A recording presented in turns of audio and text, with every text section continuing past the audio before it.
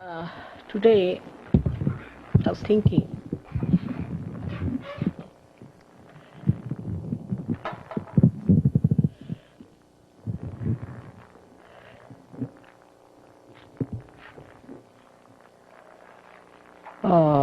of talking or telling you about the Sahaja culture.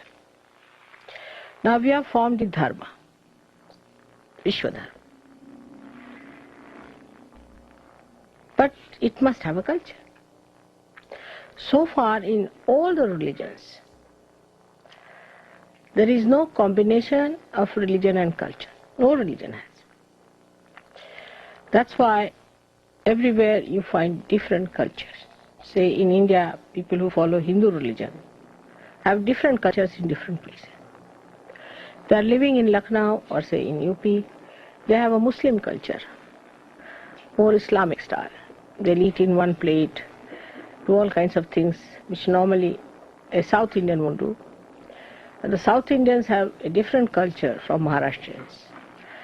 So even in a religion like Hindu religion, where culture is important, very important, we find varieties. So the cultures get influenced by the neighboring cultures or surrounding cultures, and that's how people get lost. When you establish a religion like this, Vishwa Dharma, it's not like any other religion. It's the real religion within us. And this reality comes to us because now we are one with the Spirit. So when we talk of Sahaja culture, it is the culture of the Spirit. Now what is a culture? First of all, let us see what is a culture. So the culture is the pattern of behavior we have with others. It's a common pattern of behavior we are supposed to have with others. Like in English language, for example, we'll say thank you. Even if somebody murders you, may say thank you. Or the person who murders you can say sorry. On the phone, one may say, just if they say something you can't hear, sorry. Every time sorry. As if sorry is a word so easily to be used. I mean, if you are sorry, why are you sorry for that? Sorry? On the phone, they used to first say, I beg your pardon, was sensible. But now I find everybody, A to Z, says sorry. I mean, it has no meaning because what are you sorry about? Say sorry. For everything they are sorry. Or we can say in English language, when we speak, I'm afraid. See, it's very common. I'm afraid. What are you afraid of? The whole world is afraid of you. So this is the culture. What we talk of, any culture such becomes artificial. It's not spontaneous. Doesn't come from reality. It has no meaning. Sometimes it is pointless. Absolutely pointless to stick to certain cultures. So the culture of the Spirit doesn't change. It's universal and is higher than any other culture. Apart from that, it integrates all the essences of all the cultures. So it emanates from the Spirit. Now Spirit has two sides. One side which you see, the another you don't see, like the moon. The side you see is outside with other people. Other Sahajogis, other people, other societies, which are not yourself. Absolutely. The other side you don't see is the relationship with God Almighty. Relationship with your mother. If the other side is not all right, the behavioral side outside could become artificial, could become crooked and not such. So it's the other way now than any other culture. To know any other culture, what do we go? We see how they talk, what is the language, how they speak, how they behave, all the outside things we get. We must know thank you if we want to know English language. We must know thank you, please, all that. But if you want to know the Sahaja culture, you have to know your mother and you have to know God Almighty. The relationship between your mother and the God Almighty has to be absolutely perfect. Then there's no problem. But that the relationship, if it is not all right, you cannot have artificial Sahaj culture. That is one thing for sure.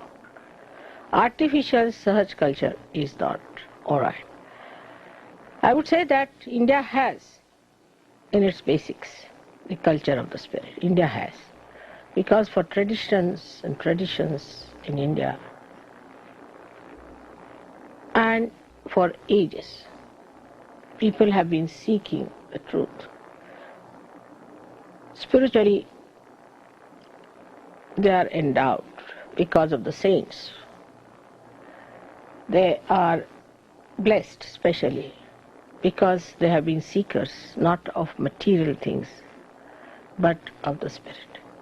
Especially in Maharashtra, we should say, because the Kundalini is there, always like a magnet. People are attracted because Shri Ganesha, being the magnet, attracted towards God and spirit. So they form a pattern, but there is lot of artificiality in that also has grown. We must admit that there is lot of artificiality, falsehood, nonsense that has grown into it because the religion fell into the hands of, spiritual religion fell into the hands of gross, horrible, so-called Brahmins who were not realized souls. So the whole culture has become so nonsensical sometimes that you don't know where to look. But to have the culture, first of all, culture is developed through meditation, by facing yourself. First of all, you should face yourself, how you feel about your mother and about God Almighty.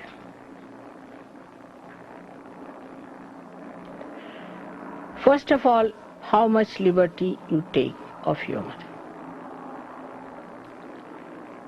How much take for granted your mother. She's a Mahamaya. Even the first ma is difficult to understand. So when you start taking liberties all the time, putting your pressure on her, all the time trying to attract her attention, her time, or writing letters, 11 pages, all that is one side. Another side is complete indifference to your mother. So it is to be known through your heart. You don't have to talk to me, I know whose heart is pulsating. Perhaps I'm the only person who knows really what you are. You may not be knowing yourself also. I may not say, but I know you in all details, out of which I may say a little bit because I'm too gentle to say things. Because again of Sahaja culture. Because of Sahaja culture, I cannot say everything to you on your face. I'm correcting it, trying to correct it. If not possible, then I say to you. Then in that you have to also see how much worshipful you are. Some people, though they spend more time with me, remain with me, want to be with me, it is only when they feel surrendered also. So it should not be confused. If somebody is spending more time with me, you should not condemn yourself for that. It's all right. But how far you are surrendered is the point. Now, if you are surrendered, how do you see the surrendering in a person? You see, it has one side and the another is the expression. Say a person who is surrendered doesn't talk much to me, doesn't talk, listens, isn't it? Common sense, listens. Even people who are very good, I've seen, when I'm talking, they'll put in their own words in between. People who are very good, I should say. So the surrendering is not full. Then the time, they become very conscious of the time. Who has made the time? But the person won't come directly and tell me, but tell somebody else, go and tell mother she has to go at this time. I know everything, who tells whom, who goes to whom, who is telling someone, who is time bound. And then I flout it. I know what time to reach, what is the auspicious time, how it will work out. Surrendering has to be to that point that you shouldn't worry. I would say Dhumal is one of them, who is a very great surrendered fellow. When I went there, I was very tired, and he said, "Mother, if you want to rest, you can rest." I said, "Yes, I want to rest." So he just left me alone. I was really very tired because I had a very long journey, and then this and that, and then I went down all the way there. I thought I'd lie down, sleep off. Of course, as I know that everything has to be done at right time, I just went down. And we had a program of my reception at one place in a village, and they were all waiting for me there. And I was sleeping, he wouldn't wake me up. He wouldn't wake me up. He said, "Everything will be all right. Tell them when mother will come." So there was sun on. They were all sitting under the tree. Sun was scorchingly hot. They were nicely having a nice nap under the tree and all that. All the villagers arrived, everybody arrived, everything worked out. And when I got up, it was about 5:30. Then he told me that, "Mother, I didn't tell you the program." He never tells me. If I get something written, well and good. But you were sleeping, I didn't want to disturb you. What's the program? It was at 3 o'clock. I said, 3 o'clock? Why didn't you tell me? Why didn't you wake me? He said, "You were awake. I knew you were awake, Mother." It's all right. So we started off at 6 o'clock. Sun had gone down. By that time, they arranged beautiful lights and fireworks and everything. And all the rushing about was finished. They were very well settled. And the people from distant villages had also arrived. And they had organized themselves well. And they had a proper time. And they were very happy that I came late because sun was not there, so scorchingly hot. By the time we reached about 7 o'clock, it was night, and they illumined the lights, and the Diwali like this was put up everywhere. And they got everything. They had sufficient time to do it. Then Duma said, "I knew, Mother, you are awake, and you were managing." If one can understand that, then you will not try to organize me. You have to just tell me we have to leave at this time. But if I don't have to leave, I will not leave whatever you may do. In my own sweet way, you will never find me obstinate, but I am.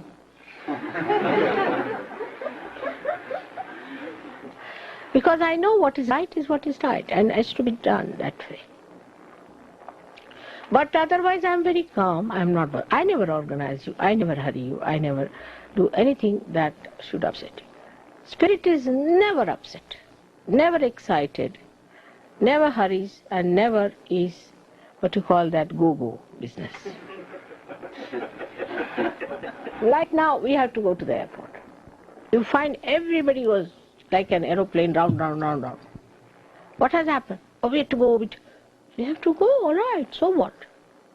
The whole thing is, all these excitements and all these things come to us because we are outside.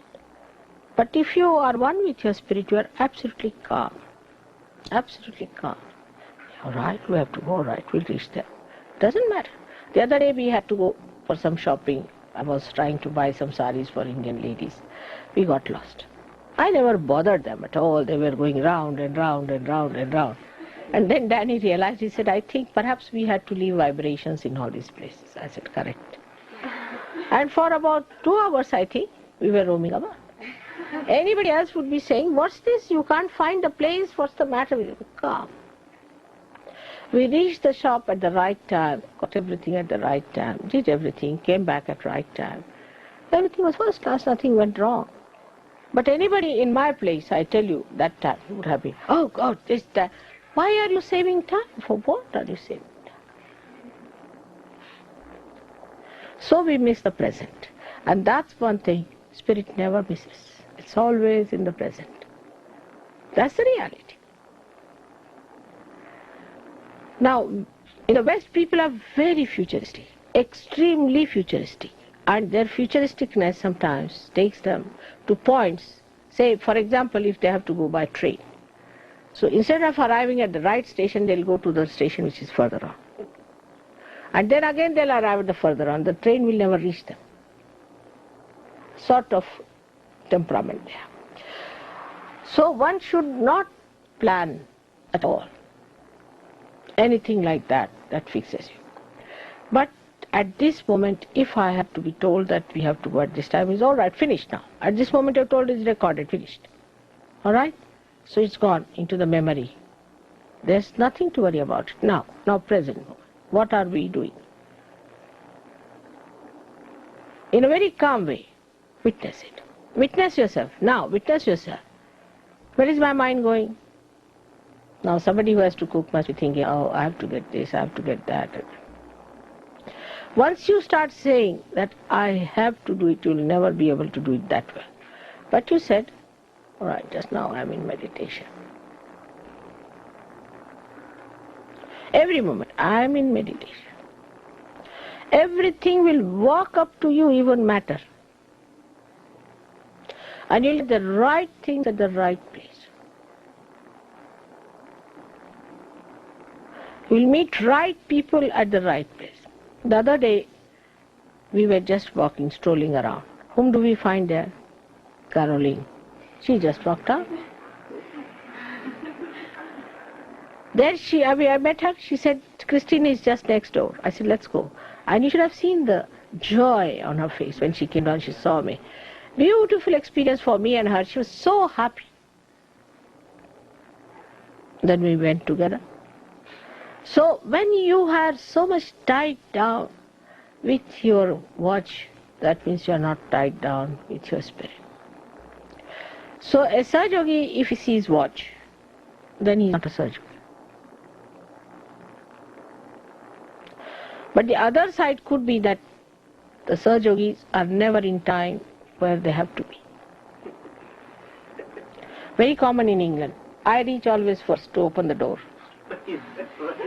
And to clean it also sometimes. Now, to take for granted things, as you say, take for granted. That's not the way Sahaja Yoga is. You have to be alert, absolutely alert. If you are alert, immediately you have to go now this time. I have to do it. I have to get this thing out. If you have to miss something, you are supposed to miss it. That's what it is. So there's a beautiful thing written down, like they say, Jaise rakhu, taise hi rahu. The way you keep me the way I am will be happy. So satisfaction towards yourself, your spirit is important. Because ego will plan out. Oh, we go there, we must get for mother, say daisies. We decide, must get daisies. You don't find daisies, you are disappointed. Why not? These are all my flowers.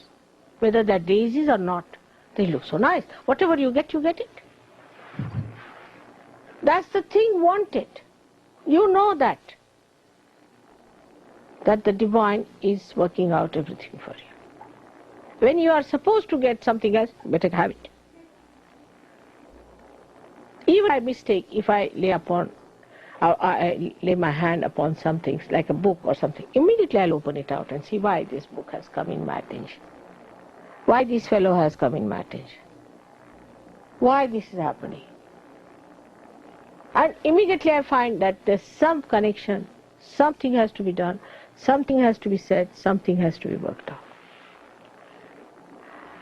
So for a person who is imbibed with the culture of spirit, the Sahaja culture, impresses others by his calmness and relaxed attitude. Relaxation never means lethargy by any chance. It doesn't mean lethargy. Lethargy is against relaxation. A person who is relaxed cannot become lethargic. Relaxed means a person who is alert and calm. These two things for human beings is an impossibility. Because if they are alert, If they are alert, then they are not calm. If they are unhappy, sad, then they think they are very, very calm. So this is one of the things one has to remember, that you have to witness yourself all the time. Not to condemn yourself, but witness. Now I said the word witness means detached. Now what happens with this? When you start condemning yourself, you miss every good point. For example, you have some experience of a certain height being achieved, right? At that point, you should catch hold of it. Hold on to it. Keep to it, but don't forget that you may go back. No. And then wait for another higher moment to come. Hold on to it. That's how you climb Himalayas. But not that, oh ma, now it's all right, but what will happen next? Then you are gone down. Because you have to face yourself in a way knowing what are your powers. You are a spirit now. You are no more an ordinary human being. So you have no business to condemn yourself or to degrade yourself or in any way to feel unhappy. No way. Past is past. What happened a moment before is finished. Now I am going to rise. Now I am going to rise.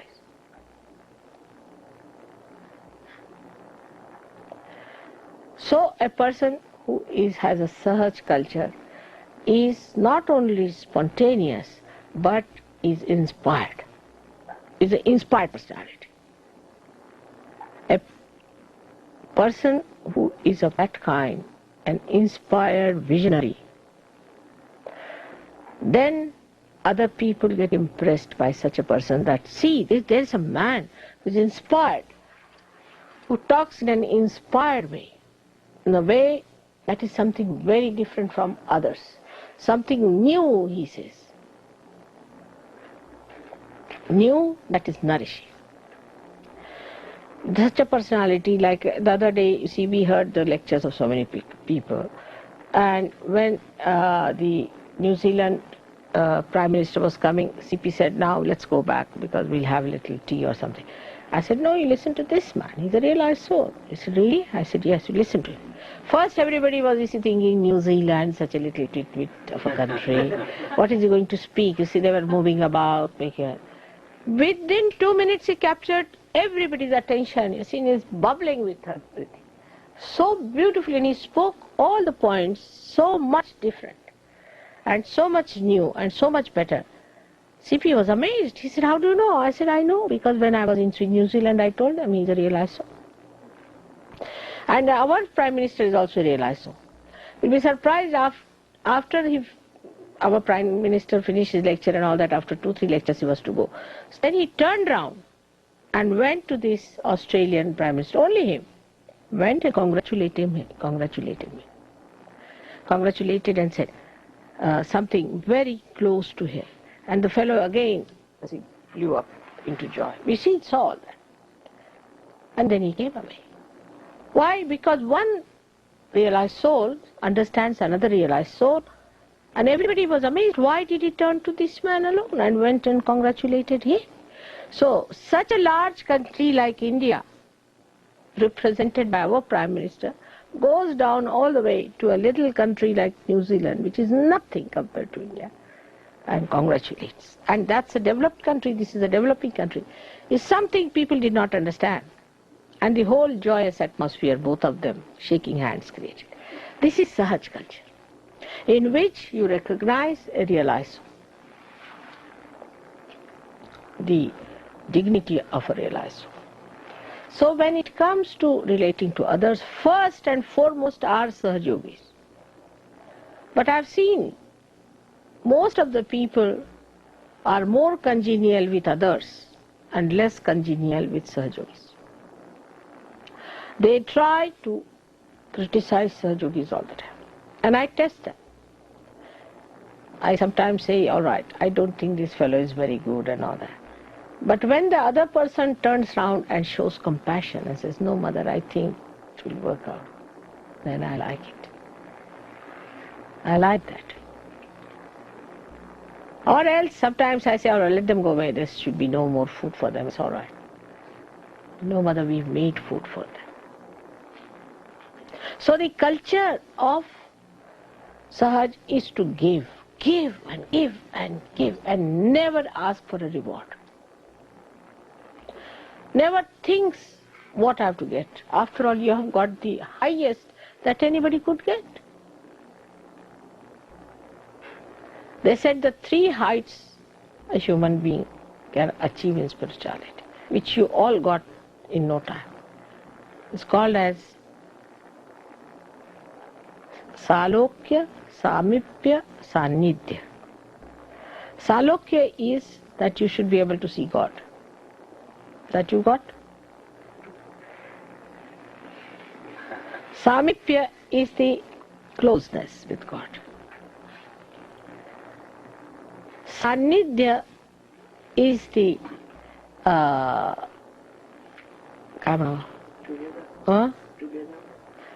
togetherness.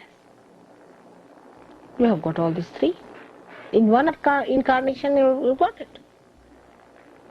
When gods incarnated before, nobody knew that they were gods.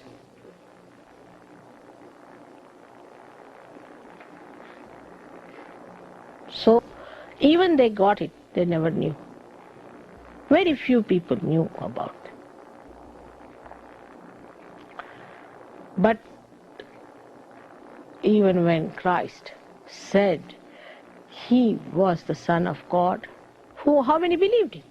They crucified him because they were not realized souls. But by giving you realization, I have given you that capacity to get all these 3 blessings at one shot. I speak your language, I speak your style, I live with your style, and you understand me. There is no problem. But with other gods, imagine if I were Mahakali today, what would have happened to you? You would be all upside down there hanging, seeing me from the other way round. You'd be hanging around your neck, Mother. I don't know what would have happened. Or any one of them. So the 3 blessings that a saint is promised, you've got all of them. But because you've got them, you don't understand. You take it for granted. There's no Shraddha. With this experience, there should be tremendous faith. Faith is a thing that resides between me and you, in between. We can say the ocean of joy that is in between. Whatever I emit to you is that Shraddha. And when you are drenched into it, the joy of that Shraddha makes everything so Sahaj. But for that, you must open your hearts. A Sahaj yogi who is secretive, who is insular, who is jealous, who separates himself from others, is no good. Open your heart, give away your things, doesn't matter. Matter has only one value, that it can communicate your Sahaja culture. Little things. See, I see something that you have got beautiful, and in my Mahamaya acting on myself, I say, oh, that's very beautiful. And then they say, Mother, you gave us this. Sorry.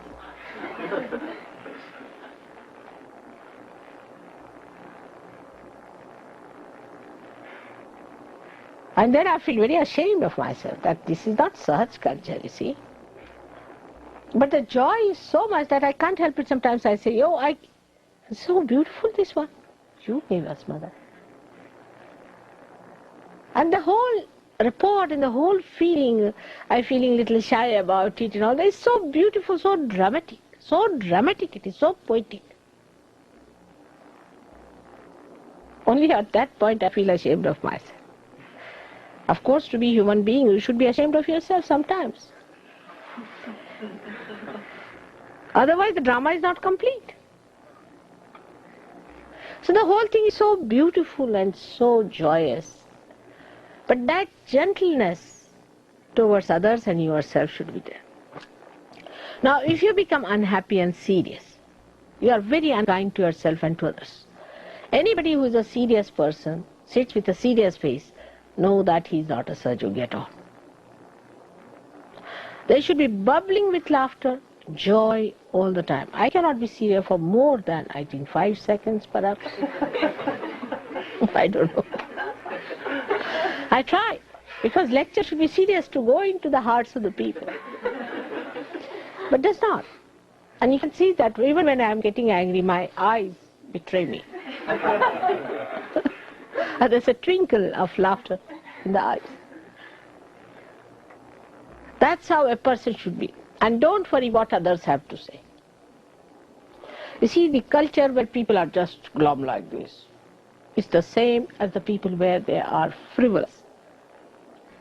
Now, as we can say, American culture is to be frivolous, stupid. You see, I won't be surprised, supposing your Prime Minister tomorrow starts wearing a sari just to amuse you. Anything is possible with them, just to amuse you, see, for cheap popularity. Anything frivolous, stupid they will do. But supposing, you see, it is, say, an English old conservative personality, then a lady might wear a very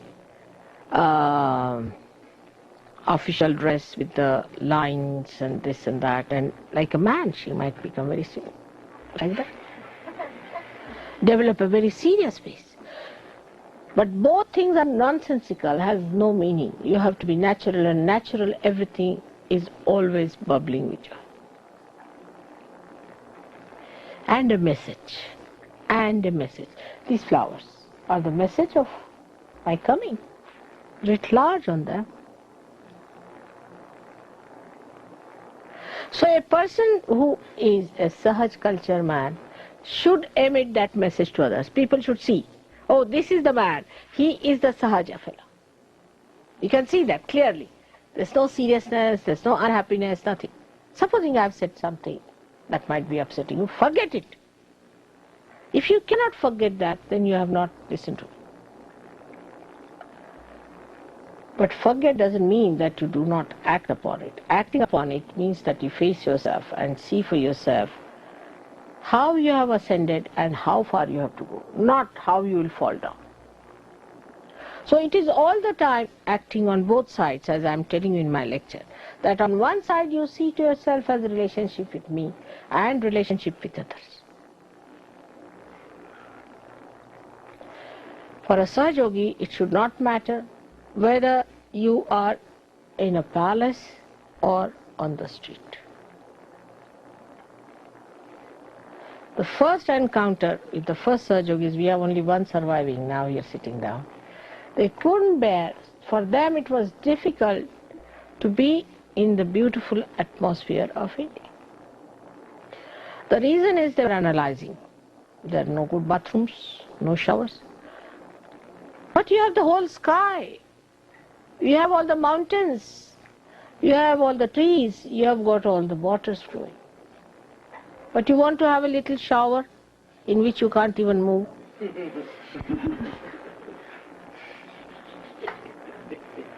Just an idea. Just an idea of comfort. You have no comforts, if you ask me, compared to what we have in India. No comforts at all. I mean, ask any Indian girl to come stay, she will cry. Even I think here, the president has to wash his utensils, perhaps, maybe. That's right. What a comfort. There's no division of labor. Now, in our country we have servants, but servants doesn't mean that we treat them anything else. They eat the same food as we eat. They live the same way we live. But they do different type of work because they don't have the same mental capacity to be the president. The president does some other work. You have no comfort of any kind. You take it from me. Food matter, you get everything processed food. Imagine any time you might be developing cancer due to processed food. What is your speciality then? Try to understand. What is the kind of food? It's not fresh. God knows how it is processed, how it is preserved, from where it is coming. Suddenly in London they said that don't eat this kind of food, you see, because it has got something contaminated. So everybody rushes, you see, to the storeroom because we have to store up all these things. You can't get at the right. Oh, it's there, then you start throwing them. It's a mad racing.